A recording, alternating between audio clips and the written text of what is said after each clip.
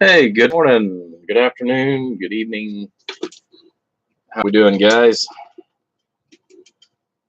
All right, so we're back one more time. All right, so yesterday we stopped, and all we had left was to do the final tune on this.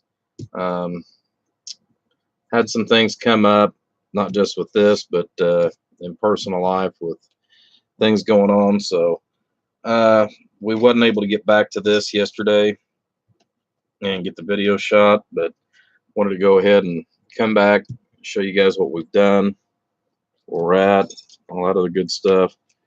So, good morning. Good morning, Eldwin, if I said that correctly. So, I figure we'll start here. All right, Rudy. So, the one piece that got replaced in here that didn't have to be was your relay. Reason why is because I thought we were having some issues. Come to find out, this wasn't the problem that I was facing. But we got all the schmooze and ooze and goos and loos and everything else out of your amplifier. That's the leftovers. Went ahead and replaced your old clunky fan that was on the outside of the case. Um, it kind of works. Yeah. So that's been replaced. We've got a new internal fan that we've got taken care of. So essentially, once we put the case on, make enough contact here.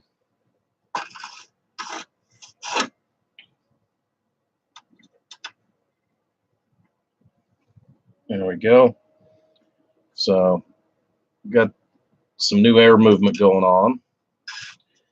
So we've got that taken care of. Now, one of the issues that I ran into yesterday with your box, oh, now it'll work,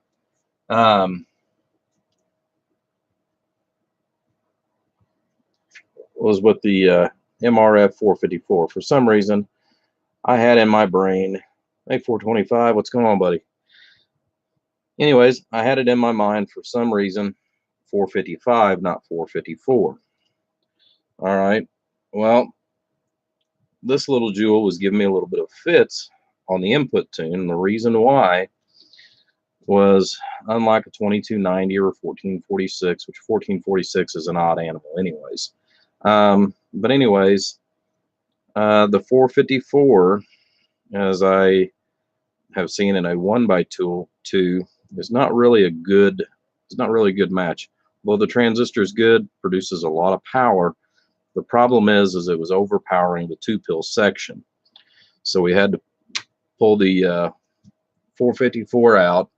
We replaced it with an HG 2290, and all the huzzahs had fell in order. So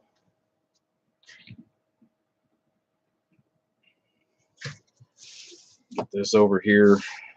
That way we can kind of run a lap around it.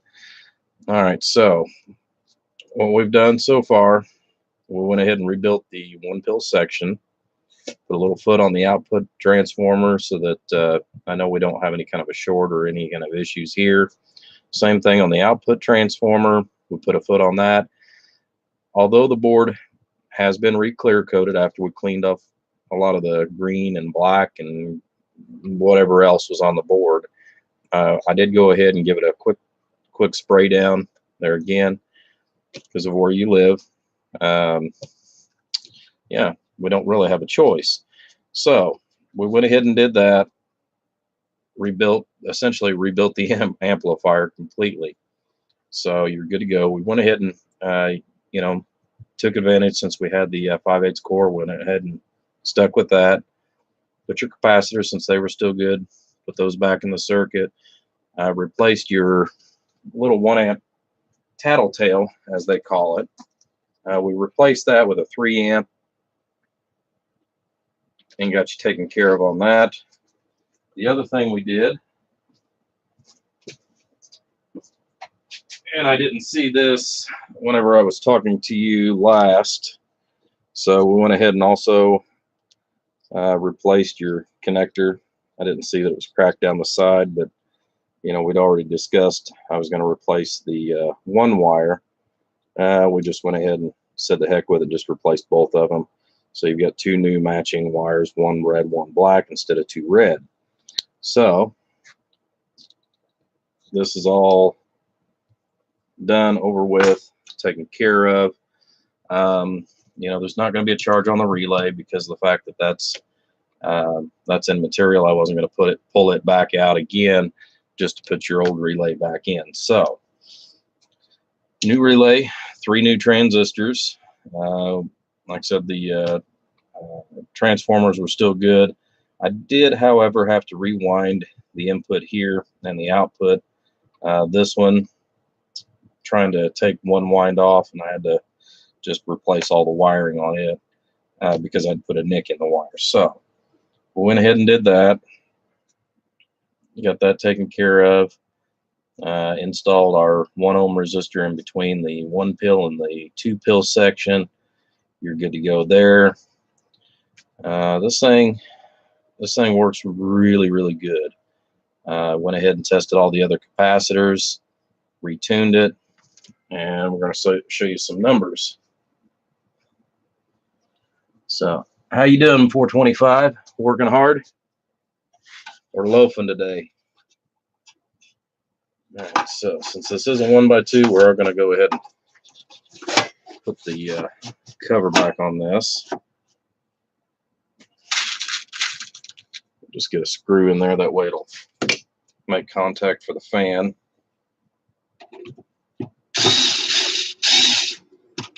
But we are going to put you some new screws all the way through the whole thing.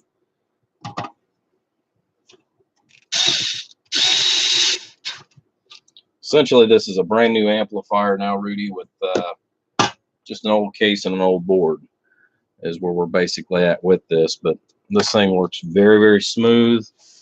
I'm going to show you what kind of input that I'm putting into it. If you choose to put more carrier into this, at this point, you will have to use the variable on the front in order to go ahead and control the actual radio, or control the amplifier itself. So bear that in mind. Oh, you're off all weekend. Yeah.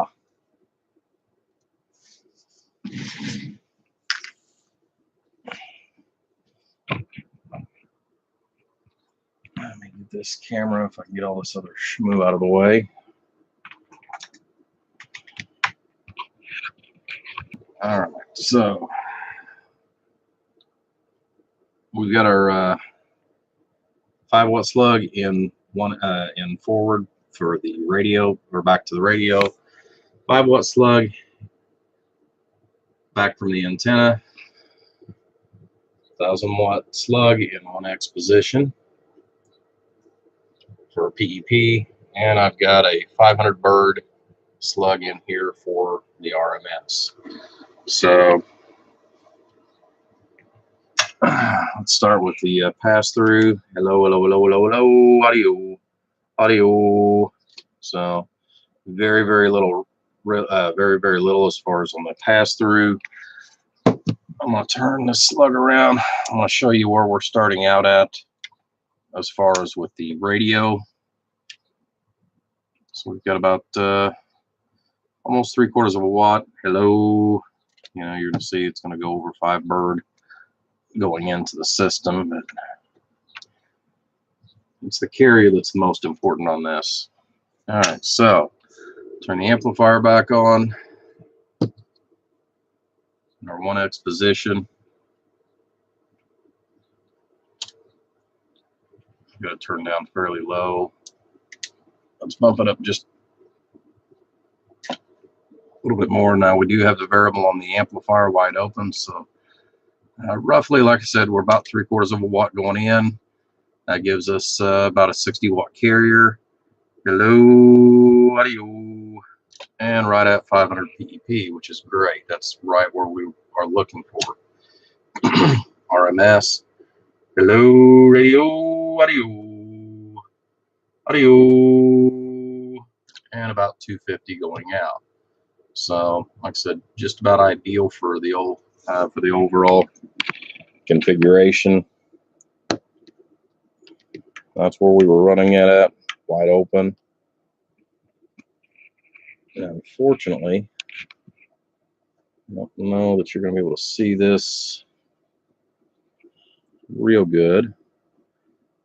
Back some of the lighting off here. All right, so we've got a 60-watt carrier. This is going to run nice and smooth. Okay, so we're down to about a 20-watt carrier. Get blasted wires out of the way. All right, so this is the carrier we've got on the bird.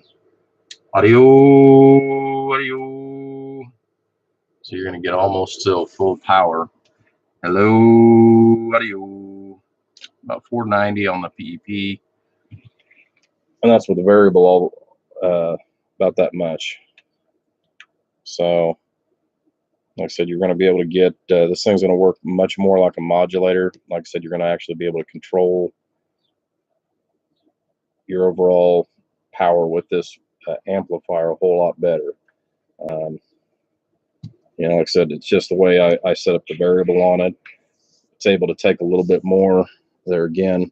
We went ahead and put in an attenuator on the input there again. That way you can actually run your carrier up just a hair hotter.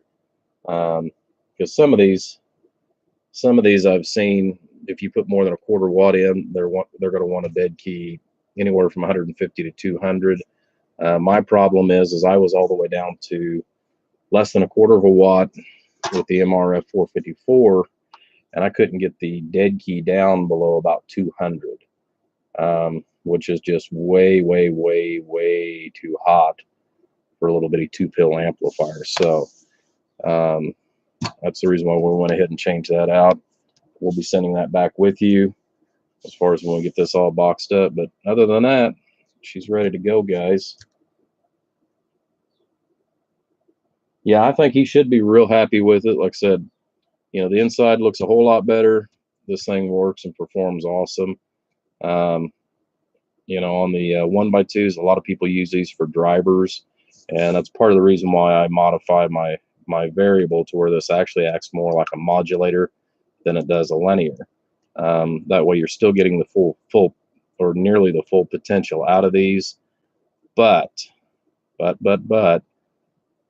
you're able to control that carrier, and that's really what this is about here, is controlling that carrier. On a 1-pill or on a 1x2, I really don't like seeing these go over 100-watt dead key. You know, I prefer actually, you know, 50 to 75, no more than that typically. But again, you know, you're going to be able to control your amplifier instead of your amplifier controlling you. You know, you're going to see this went up and down real nice and smooth, unlike a lot of these where you move it that much, you're either keying 100 or you're keying almost 10 watts. So, like I said, you control the amplifier instead of the amplifier controlling you. All right, guys, I'm going to go ahead and shut this video off, clean up just a little bit. I'm going to come back and we're going to stick the 148 up here. We're going to go ahead and pull a few things apart on it and go through that, and then we'll probably just go ahead and finish up the entire video for the 148 that I've got that I was actually hoping on having finished up yesterday. So, like I said, without a further ado, we'll go ahead and shut this one off. We will be back here in about 5 minutes. All right, guys, if you liked what you've seen, please hit the like and subscribe. And for those of you that have asked multiple times how to get in contact with me, here you go. All right, everybody, I appreciate it. We will catch you in about 5 more minutes.